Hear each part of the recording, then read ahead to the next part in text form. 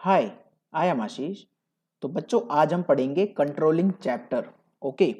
तो बेसिकली जो controlling chapter है आपका ये एक मैनेजमेंट का फंक्शन है, यू नो दैट। ओके। तो जल्दी से एक बार रिकॉल कर लेते हैं कि मैनेजमेंट के फंक्शंस होते क्या हैं। Planning, organising, staffing, directing and last में क्या आता है आपका कंट्रोलिंग। तो आज हम कंट्रोलिंग चैप्टर ही पढ़ेंगे। ये पार्ट ए का लास्ट चैप्टर है। देखो आपकी जो बुक है वो दो पार्ट्स में डिवाइडेड है जो आपका सिलेबस है। कौन कौन से? Part A and part B. ठीक है। पार्ट ए में क्या चैप्टर्स हैं आपके? आपका है आपका nature and significance of management, फिर प्रिंसिपल्स आप पढ़ते हैं, फिर बिजनेस इन्वायरमेंट एंड देन आपका स्टार्ट हो जाता है फिर planning, organising, staffing, directing and controlling. Okay. तो जिसमें से आप स्टाफिंग के पहले के 7 चैप्टर्स आप पढ़ चुके हैं अपने टर्म 1 में। तो ये टर्म 2 का आपका बेसिक चैप्टर है। बहुत ही इजी चैप्टर है, छोटा चैप्टर है और जल्दी से इसे खत्म करने की कोशिश करेंगे। ठीक है। 2 वीडियोज में आपका चैप्टर आएगा और बहुत ही आसान तरीके से इसको हम फिनिश कर देंगे। कोई प्रॉब्लम नहीं आने वाली आपको इस चैप्टर के अंदर। पर ध्यान से मेरी बातें सुन लेना। तो चलिए आगे बढ़ते हैं अब। कंट्रोलिंग। कंट्रोलिंग का मतलब क्या होता है जरा सोच के बताओ। कंट्रोलिंग मतलब होता है बेसिकली नियंत्रण रखना। ठीक है। देखो मतलब क्या है इसका कि हम किस चीज को कंट्रोल कर रहे हैं। ठीक है। कंट्रोल क्यों करते हैं? ताकि आगे कोई प्रॉब्लम ना हो। ठीक है, इन फ्यूचर। तो जल्दी से देख लेते हैं इसके अंदर हम पढ़ेंगे क्या। लर्निंग आउटकम्स आपके हैं meaning of controlling, importance of controlling, limitations, controlling process and deviation. Okay. Deviation मतलब होता है कोई भी डिफरेंस। ठीक है। इसके बारे में बाद में बात करेंगे। जल्दी से हम पढ़ते हैं इसके अंदर क्या है। Meaning of controlling. Controlling basically can be defined as a managerial function. देखो कंट्रोलिंग क्या है, एक मैनेजरियल फंक्शन है। कंट्रोलिंग कोई भी नॉर्मल एम्प्लॉय कंपनी का नहीं कर सकता, ये मैनेजमेंट लेवल के लोग ही इसको करते हैं। ठीक है। Controlling can be defined as a managerial function to ensure that activities in an organization are performed according to the plans. कहने का मतलब क्या है कि ये एंश्योर करता है, ठीक है, कि जो भी एक्टिविटीज ऑर्गेनाइजेशन के अंदर हो रही हैं, जो भी एक्टिविटीज एक कंपनी में परफॉर्म हो रही हैं, क्या वो अकॉर्डिंग टू प्लान्स हो रही हैं? ठीक है, क्या वो प्लान्स के अकॉर्डिंग हो रही हैं? समझ में आ गया मेरी बात? और प्लानिंग क्या होता है भाई? प्लानिंग चैप्टर आप पढ़ चुके हो, आपका शायद 4th चैप्टर था प्लानिंग, याद हो अगर आपको। Planning bridges the gap between where we are and where we want to reach. कहने का मतलब क्या है, प्लानिंग उस गैप को फिल करता है कि हम कहाँ पे अभी खड़े हैं और कहाँ पे हमें फ्यूचर में पहुंचना है। उसके लिए आप प्लान करते हो कि भाई अब देखो, जैसे कि मैं आपको एक एग्जांपल दूं। ठीक है, जैसे मान लो कि आपको कहीं घूमने जाना है। ठीक है। तो आप घूमने जाने के लिए आप कुछ प्लानिंग भी तो करते हो भाई, आपको कितनी दूर जाना है, कितना सामान आपको अपने साथ लेके जाना है। ठीक है, किन किन चीज़ों की ज़रूरत पड़ सकती है। ठीक है, तो आप ये सब क्या कर रहे हो? आप प्लानिंग ही तो कर रहे हो। और जब आप ठीक ठाक पहुंच जाओगे जहां पर आपको जाना होता है, तो इसका मतलब क्या है कि जो आपने जो जो चीज़ आप चाह रहे थे वो आपने अचीव कर ली। ठीक है। तो चलिए आगे बढ़ते हैं। Controlling also ensures efficient and effective use of organisational resources for achieving the goals. Hence it is a goal oriented function. देखो कंट्रोलिंग ना यही पक्का करता है कि जो भी रिसोर्सेज कंपनी के अंदर काम कर रहे हैं, ठीक है, ये यूज हो रहे हैं, चाहे वो फाइनेंशियल रिसोर्स है, फिजिकल रिसोर्स है या ह्यूमन रिसोर्स है, ठीक है, वो इफेक्टिवली और एफिशिएंटली यूज किए जा रहे हैं कंपनी के अंदर। एग्जांपल देके बात करते हैं। मान लो कि एक टीम के अंदर जरूरत है 6 लोगों की, लेकिन आप काम करवा रहे हो सिर्फ 4 लोगों से, तो 2 बंदों का बर्डन आप उन 4 लोगों पर डाल रहे हो। ठीक है ना? तो क्या ये इफेक्टिवली और एफिशिएंटली काम हो रहा है? क्या ये रिसोर्स का ठीक से यूज हो रहा है? नहीं हो रहा। लेकिन अगर एक एग्जांपल और लेते हैं आपके लिए। मान लो कंपनी के अंदर जरूरत है 6 लोगों की, लेकिन आप काम करवा रहे हो 8 लोगों से। 2 लोगों को आपने फालतू में रखा हुआ है, जरूरत तो है ही नहीं उनकी काम करने की वहां पे, लेकिन फिर भी अपने ऊपर बर्डन बनाकर चल चल रहे हो आप। क्या फायदा होगा इससे, जरा बताना। तो होप कि आपको समझ में आ गया होगा। तो कंट्रोलिंग यही सब चीजों को कंट्रोल करता है कि ये सब चीजें कंपनी के गोल को अचीव करने में एक बाधा ना बने, एक बैरियर का काम ना करें। ठीक है ना? आगे चल के फ्यूचर में देखो, अब जो हो गया सो हो गया। मान लो कि आपने कोई ऐसी गलती कर जिसकी वजह से आपका जो गोल है वो ठीक से अचीव नहीं हो पाया या अचीव ही नहीं हुआ, तो आगे आने वाले जो टाइम है उसमें वो गलती दोबारा से ना हो। ठीक है, यही काम है कंट्रोलिंग फंक्शन का। ठीक है, जो कि एक मैनेजर परफॉर्म करता है। चलिए आगे बढ़ जाते हैं। चलो देखो एक बात और करते हैं इसके अंदर। कंट्रोलिंग क्या करता है? कंट्रोलिंग ना प्लान्ड आउटपुट को एक्चुअल आउटपुट से कंपेयर करता है। क्या करता है? प्लान्ड आउटपुट को एक्चुअल आउटपुट से कंपेयर करता है। मैं दोबारा कह रहा हूं, देखो यहां पे डायग्राम है एक, ये रहा। कहने का मतलब क्या है इसका कि देखो जो भी हमने प्लान किया, मान लो एक एग्जांपल लेके बात करते हैं। मान लो कि मैंने बोला था कि इस बार हम 50,000 यूनिट्स को बेचेंगे इस साल, ठीक है। लेकिन एक्चुअली में प्रोड्यूस कितनी हुई, 49,000 यूनिट्स या 45,000 यूनिट्स, ठीक है। तो जब हमने कंपेयर किया, हमने जो प्लान किया था वो हमने किया था कि हम बनाएंगे कितनी, 50,000 यूनिट्स। उसी के हिसाब से हमने सारे रिसोर्सेज को अरेंज किया, ठीक है, एक्टिविटीज परफॉर्म की। लेकिन फिर भी हमारी जो एक्चुअल में जो यूनिट्स बनके तैयार हुई उसमें कितनी की डेफिशिएंसी निकल गई, 5,000 की डेफिशिएंसी निकल गई। अब ये क्या, ये तो प्रॉब्लम हो गई है। तो अब कस्टमर को क्या मतलब, भाई साहब तुमने काम कैसे किया है, जो आपका क्लाइंट है, ठीक है, जिसके लिए आप वो प्रोडक्शन कर रहे हो, उसको क्या लेना देना कि आपने कैसे काम किया, उसे तो भाई अपना सामान चाहिए, ठीक है। तो ये जो बीच में जो डेफिशिएंसी आई, ये जो डिस्क्रिपेंसी निकली, ये जो डिफरेंस आया, इसी को कंट्रोल करना है कंट्रोलिंग का काम। समझ में आ गई ना बात।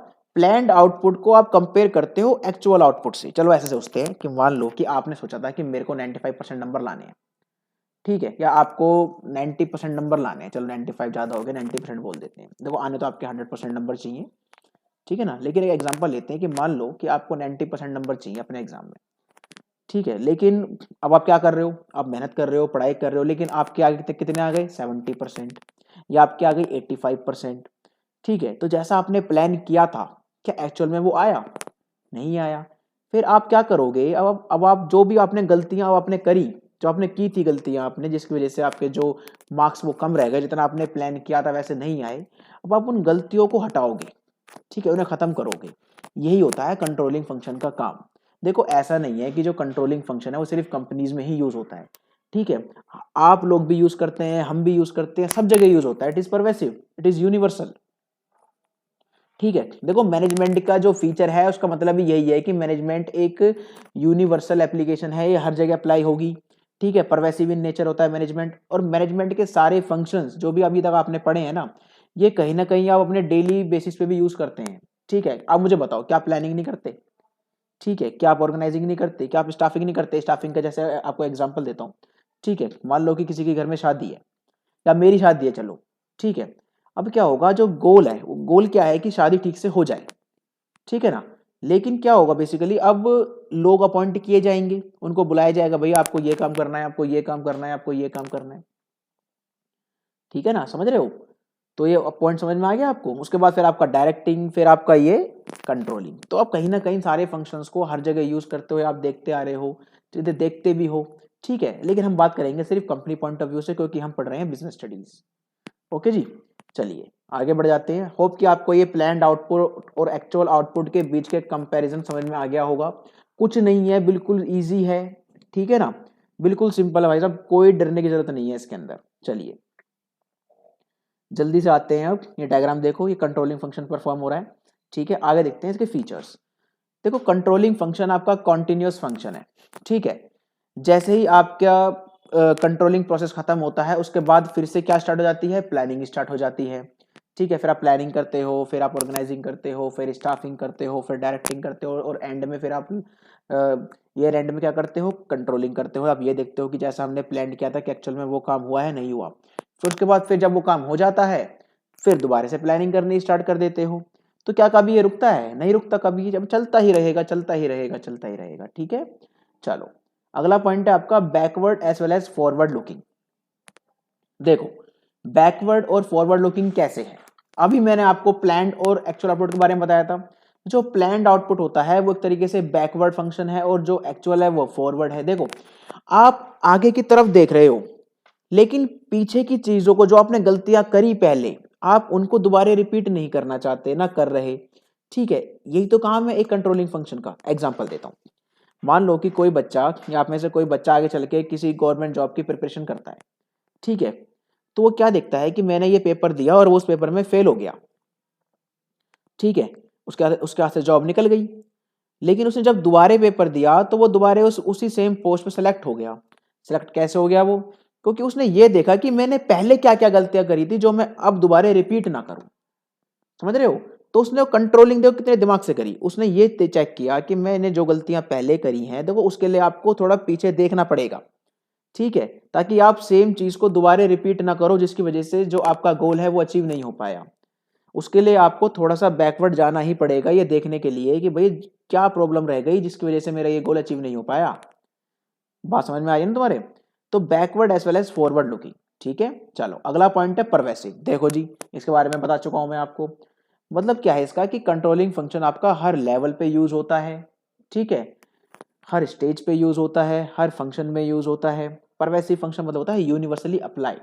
ठीक है, कंट्रोलिंग आपका हर जगह यूज होगा। ठीक है, चाहे वो कोई ऑफिस है, कोई क्लब है, ठीक है, कोई भी मतलब आपका घर है, कहीं भी आप चले जाओगे कंट्रोलिंग फंक्शन आपको कहीं ना कहीं यूज होता हुआ दिख जाएगा। ठीक है, चलो अगला पॉइंट है आपका गोल ओरिएंटेड फंक्शन। देखो जो कंट्रोलिंग फंक्शन होता है बेसिकली ये होता है गोल ओरिएंटेड। ठीक है, आप भी अब तक आप समझ गए होंगे कि मेन काम क्या है कि जैसा गोल हम चाहते थे क्या वैसा गोल अचीव हुआ। तो बेसिकली ये काम कर क्या रहा है, ये काम कर रहा है गोल को पाने का। ठीक है ना, गोल ओरिएंटेड फंक्शन है, इसका मेन ही काम यही है कि जैसा हमने प्लान किया था, जैसा हमने एक्सपेक्ट किया था, क्या वैसा एक्चुअल में निकला है रिजल्ट। बात समझ में आ रही है? Expected output is equal to actual output, और we can say that planned output is equal to actual output. Okay, चलो होप कि आपको सारे फीचर्स क्लियर हो गए हैं, आगे बढ़ जाते जल्दी से। ठीक है, देखिए अगला पॉइंट है आपका इंपॉर्टेंस ऑफ कंट्रोलिंग। सबसे पहला पॉइंट है अकम्प्लिशिंग ऑर्गेनाइजेशनल गोल्स। अभी बताया मैंने जस्ट। ठीक है, जो मेन काम होता है कंट्रोलिंग फंक्शन का वो ये होता है कि वो हेल्प करता है कि ऑर्गेनाइजेशनल गोल्स जैसे सोचे गए थे वैसे अचीव हो जाए। ठीक है, उसके आसपास भी हो जाए। ठीक है, अगला पॉइंट है जजिंग एक्यूरेसी ऑफ स्टैंडर्ड्स। ठीक है, कहने का मतलब ये है कि आपने सोचा था कितना 50,000 यूनिट्स, लेकिन आपने कितनी बना दी 49,500 यूनिट्स। तो देखो कहीं ना कहीं आप आसपास तो पहुंच गए ना। देखो कहीं ना कहीं गलतियां तो हुई हैं जिसकी वजह से 500 यूनिट्स नहीं बन पाई, लेकिन फिर भी कहीं ना कहीं आप उसके आसपास तो पहुंच गए। तो ये दिखाता है कि आप कितने एक्यूरेट हो। ठीक है, कितनी एक्यूरेसी से आपने अपने काम को अंजाम दिया है। बात समझ में आ गई? कंट्रोलिंग फंक्शन हेल्प करता है जज करने में किसको, स्टैंडर्ड्स की एक्यूरेसी को। ठीक है, जितने आपके स्टैंडर्ड्स एक्यूरेट होंगे उतनी ही जल्दी से उतनी ही तेजी से आप अपने गोल को, अपने एक्चुअल आउटपुट को अचीव कर सकते हो। ओके, चलिए आगे बढ़ते हैं। Ensures order and discipline. अब देखो कहने का मतलब क्या है, जब कंपनी के अंदर आप कोई चीज अचीव नहीं कर पाए तो कहीं ना कहीं वहां पे डिसिप्लिन की कमी रही होगी। ठीक है ना, क्योंकि सारे रिसोर्सेज जब ठीक से काम कर रहे हैं फिर भी आपका गोल अचीव नहीं हुआ जैसा आपने सोचा था, तो कहीं ना कहीं तो प्रॉब्लम है ना। मतलब बिना प्रॉब्लम के तो मतलब बिना किसी गलती के बिना मिस्टेक के तो ऐसा पॉसिबल ही नहीं है कि आप किसी गोल, मतलब कहने का मतलब ये है कि अगर मिस्टेक हुई है, गलती हुई है, प्रॉब्लम है जहां पे, ठीक है, तो उसको ठीक करो ताकि आगे से दोबारा ये गलती ना हो। ठीक है, जैसा हम सोच रहे हैं वैसा उतना गोल हमारा अचीव हो जाए। ठीक है, तो उसके लिए क्या करना पड़ेगा, उसके लिए पक्का करना पड़ेगा कि क्या सारा काम ऑर्डरली मैनर में हो रहा है, क्या सारा काम डिसिप्लिनरी मैनर में हो रहा है। ठीक है, अगर आपने ये पक्का कर लिया कि चलो ठीक है, जो भी थोड़ी बहुत गलतियां हुई हैं, ठीक है, किसी की वजह से हुई हैं, ठीक है, आगे से ये गलतियां दोबारा ना हो। समझ में आ गई बात? तो ये इंश्योर करने का काम किसका है, मैनेजर का। ठीक है, कंट्रोलिंग फंक्शन का। चलिए आगे बढ़ते हैं, इंप्रूविंग एम्प्लॉय मोटिवेशन। देखो जब आपका एम्प्लॉय, मतलब जो भी एम्प्लॉयज काम कर रहे हैं पर्टिकुलर प्रोजेक्ट में और उस प्रोजेक्ट का जो गोल है वो अचीव नहीं हो पाया, ठीक है, तो आपने अपने जो आपके वर्कर्स हैं आपने उनसे बोला कि भाई देखो आप, हमने इतना सोचा था लेकिन इतना नहीं पहुंच पाए हम। ठीक है, तो कोशिश करिए कि आगे ऐसा ना हो। तो देखो कहीं ना कहीं एम्प्लॉय के अंदर भी ये बात आएगी, यार देखो हमने मेहनत करी, नहीं हो पाया, अब थोड़ी सी और मेहनत कर लेंगे तो इस बार हो ही जाएगा। ठीक है ना, तो एक सेल्फ मोटिवेशन जाग गया उनके अंदर कि मतलब इतनी मेहनत करने के बाद भी नहीं हो पाया, मतलब हमें और जरूरत है मेहनत करने की। ठीक है, जिससे ये गोल अचीव हो जाए। तो मतलब आपने क्या करा, कंट्रोलिंग फंक्शन ने क्या करा, मोटिवेट कर दिया एम्प्लॉय, काम करने के लिए प्रेरित कर दिए। ठीक है, आगे बढ़ जाते हैं, making efficient use of resources. Controlling function help करता है ये इंश्योर करने में कि क्या सारे रिसोर्सेज का जो यूज है वो एफिशिएंटली हो रहा है या नहीं हो रहा। ये मैंने आपको मीनिंग में ही बता दिया था इसका मतलब। ठीक है, चलिए अगला पॉइंट है आपका फैसिलिटेटिंग कोऑर्डिनेशन इन एक्शन। देखो कंट्रोलिंग फंक्शन का काम ये भी होता है कि वो जितने भी सारे फंक्शन, जितने भी सारे डिपार्टमेंट्स एक ऑर्गेनाइजेशन के अंदर वर्क कर रहे हैं, परफॉर्म कर रहे हैं, काम कर रहे हैं, ठीक है, ये इंश्योर करना कि क्या सारे कोऑर्डिनेटेड है, क्या सारे ठीक से काम कर रहे हैं। ठीक है, क्योंकि क्या होता है बेसिकली कि अगर एक भी डिपार्टमेंट अपना काम ठीक से नहीं कर रहा ना, तो बाकी सारे डिपार्टमेंट के ऊपर उसका इफेक्ट पड़ने वाला है। ठीक है, कहने का मतलब क्या है कि अगर फाइनेंस डिपार्टमेंट मान लो कोई फंड रिलीज नहीं करता है मार्केटिंग करने के लिए, तो मार्केटिंग वाला मार्केटिंग कैसे करेगा? जैसी मार्केटिंग वो करना चाहता है मार्केट के हिसाब से, मार्केट की नीड के हिसाब से, ठीक है, वो कर ही नहीं पाएगा मार्केटिंग। और जब वो मार्केटिंग ही नहीं कर पाएगा तो आप अपने प्रोडक्ट को बेचोगे कैसे? ठीक है, तो कहीं ना कहीं सारे डिपार्टमेंट एक दूसरे के ऊपर इंटर रिलेटेड, इंटरडिपेंडेंट हैं। यस, बिल्कुल हैं। ठीक है, तो कंट्रोलिंग फंक्शन ये भी इंश्योर करता है कि क्या सारे डिपार्टमेंट्स में आपस में तालमेल ठीक से बना हुआ है, नहीं बना हुआ? ठीक है, सब अपने अपने में लगे पड़े हैं, बस कोई एक दूसरे पर ध्यान ही नहीं दे रहा। ठीक है ना, ऐसा नहीं होता। देखो सीधी सी बात है, अब भाई फाइनेंस वाले को क्या लेना देना मार्केटिंग वाला क्या कर रहा है, लेकिन फिर भी आपस में तालमेल होना, कोऑर्डिनेशन होना बहुत ज़रूरी है। ठीक है, कोऑर्डिनेशन के बिना आप आगे नहीं चल सकते, क्योंकि आपको मिलके गोल अचीव करना है। ठीक है, चलिए, इंपॉर्टेंस भी आपका कंप्लीट हो गए है, आगे बढ़ जाते हैं आपके। देखो यहाँ देखो, planned output and actual output, ये मैं आपको बता चुका हूँ। ठीक है ना, इसके बारे में हम एक बार दोबारा से पढ़ेंगे इस वीडियो के, मतलब जो नेक्स्ट वीडियो आपकी आएगी उसके एंड में। ठीक है, चलिए, अगला पॉइंट है आपका लिमिटेशंस ऑफ कंट्रोलिंग। देखो ये वाला पॉइंट जो है, लिमिटेशंस जो हैं, डिसएडवांटेजेस जो हैं, ठीक, इनको हम करेंगे आपके नेक्स्ट वीडियो से स्टार्ट। तो आज के लिए हम इतना ही रखते हैं। जितना देखो मैंने आपको आज कम इसलिए पढ़ाया है क्योंकि आप अभी ये, क्योंकि चैप्टर छोटा है ये, जितना आपको अभी पढ़ाया गया है, जितना आपको अभी सिखाया है मैंने, अभी आप पहले इसको ठीक से कर लो। ठीक है ना, चैप्टर ज़्यादा बड़ा नहीं है आपका ये, अगली वीडियो में ख़त्म हो जाएगा। तो कोशिश करो कि जितना अभी तक आपको पढ़ा दिया है इसको ठीक से एक बार आप रिवाइज कर लो, अपनी बुक्स में से पढ़ो, जो भी बुक्स आप पढ़ रहे हो, चाहे वो एनसीईआरटी है चाहे कोई सी भी है। ठीक है, उसमें जाके ये सारे पॉइंट्स आप एक बार देख लो, ठीक से पढ़ लो। कोई भी डाउट आता है तो आप फिर मेरे से पूछो, और वैसे भी मैं आपको यहाँ पे सारे कंसेप्ट आपके क्लियर करा ही चुका हूँ इन सब के।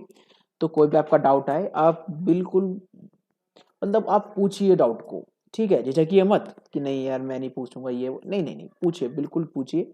ठीक है, कोई डरने वाली बात नहीं, कोई नहीं देख रहा आपको कमेंट बॉक्स में आप कौन हो क्या हो। ठीक है ना, आप अपने डाउट्स पूछिए, कोई प्रॉब्लम नहीं है। अगर आप कमेंट बॉक्स में नहीं पूछना चाहते तो आप मुझे ईमेल भी कर सकते हैं, मैंने अपनी ईमेल आईडी भी डाली हुई है, ठीक है, डिस्क्रिप्शन बॉक्स में। तो चलिए आज की वीडियो को यहीं पे एंड करते हैं, मिलते हैं आपसे अगली वीडियो जिसके अंदर हम पढ़ेंगे आपका कंट्रोलिंग प्रोसेस, लिमिटेशंस, और उसके बाद हम पढ़ेंगे डेविएशन। ओके, ये आपके देख लेते हैं क्या क्या टॉपिक रह गया। 3 टॉपिक रह गए बस आपके, limitations, controlling process and deviation. देखो इसमें ना मैंने फीचर भी पढ़ाया है, लेकिन यहाँ पे मैंने लिखा नहीं है फीचर। कोई बात नहीं, आपने तो पढ़ ही लिया ना फीचर्स। ठीक है, ये रहा फीचर्स ऑफ कंट्रोलिंग। तो चलिए वीडियो को ऐड करते हैं यहाँ पे। Okay, bye bye, take care.